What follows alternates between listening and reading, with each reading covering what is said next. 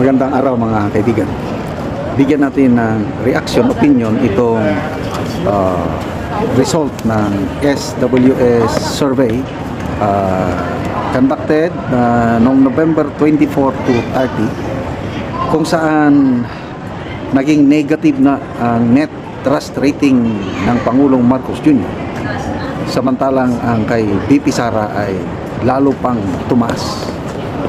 So, dito mo makikita na ang galit ng taong bayan, ang hagupit ng taong bayan sa nangyayaring korupsyon ay ipinapadama na dito sa ating presidente. Okay, ito.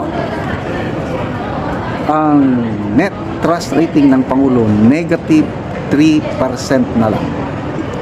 Kasi noong September, na net trust rating niya, naka-positive 7 pa siya. So itong survey na ito, itong November, ang nagsabi na may tiwala, much trust, is 28%.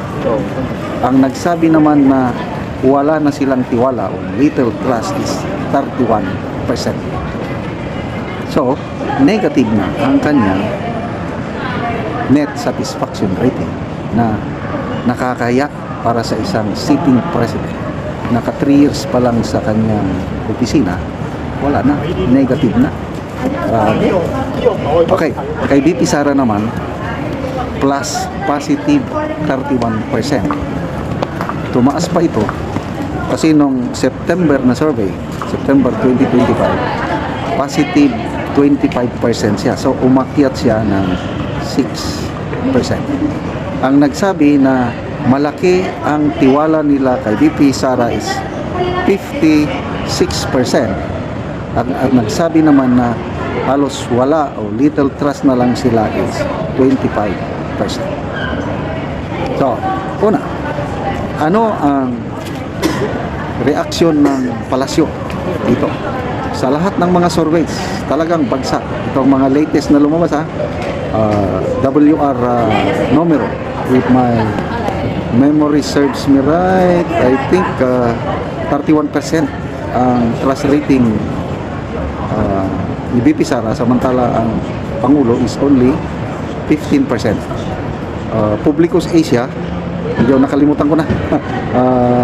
Hindi ko naman yung mga figures, basta itong mga latest Pulse Asia, SWS, WR numero, sunod-sunod na naglabas, talagang lagapak na lagapak ang rating ng Pangulong Marcos Jr.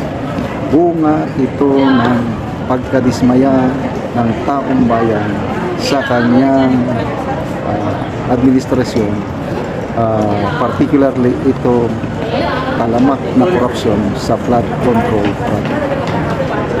So, minsan naawa na rin ako sa Pangulo dahil sa dami ng problema na pinasasangkutan niya ito, kung nakakatulog pa ba siya ng minding o kaya kibit balikat lang siya. Dalawa lang yan Kung truly na gusto niyang paglingkuran ng taong bayan, sana maghanap siya ng paraan na maibalik niya yung tiwala ng taong bayan. Kaya lang sa ngayon parang napaka-imposible na makukuha niya ang trust, kasi nga itong ICI, yan sana ang kanyang alas, yan sana ang kanyang huling baraha para mabawi niya yung tiwala. Kasi magandang simula nung sona niya nung July. Ako parang bumilib na ako sa kanya nung sabi niya, mahiya naman kayo, tinignan ko ang mga projects ninyo, puros substandard at mga guni-guni. Akala ko totohanan galit na siya kaya ako pumalakpak. Kaya lang later on, nung nagsimula na yung ICI, yan, maganda pa nung ICI, dahil kasama si Mayor Magalong. Kaya lang, nung magtrabaho na si Mayor Magalong, medyo may pumigil sa kanya. Tapos biglang nag-resign si Mayor Magalong. Wala, hindi na ako pan. Tapos sunod-sunod na naman nag-resign. Si Secretary Singson nag-resign din. Ngayong araw lang ito, nag-resign na rin si Commissioner Rosana Pajardo. So ano nangyari sa ICI? Isa na lang naiwan, yung chairman na lang. So what does that mean? Farce, o kaya ay propaganda, o kaya ay cosmetics lang ang ICI. Pantakip ng Marcos Jr. administration sa kapalpakan nila sa flood control na ipakita lang sa taong bayan na may ginagawa. But actually, pantabon sa... Kasi kung wala kang itinatago, kung talagang gusto mong habulin ang mga magnanakaw, ito, bahala na, kulong kung kulong. Yung pangako niya, ito November 24, nangyari yung survey.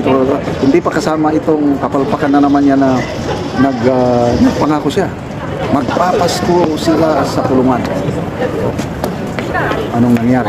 Tapos ng Pasko, may nakakulong ba? Meron naman. Ang kawawang Sara Diskaya, maliit lang na isda. Oh. So, may maasahan pa ba? Palagay ko, ako ayoko mag-sound negative, ayoko maging pessimistic. Kaya lang, parang wala nang pag-asa itong administrasyon ito na mabawi nila ang tiwala ng taong bayan. So, si BP Sara naman, yun, kahit anong iba tong putik, lalong para siyang gold. Ano ba yung gold? Habang sinusunog mo ang gold, lalong kumikinang. Ganun yung tested by fire. Kaya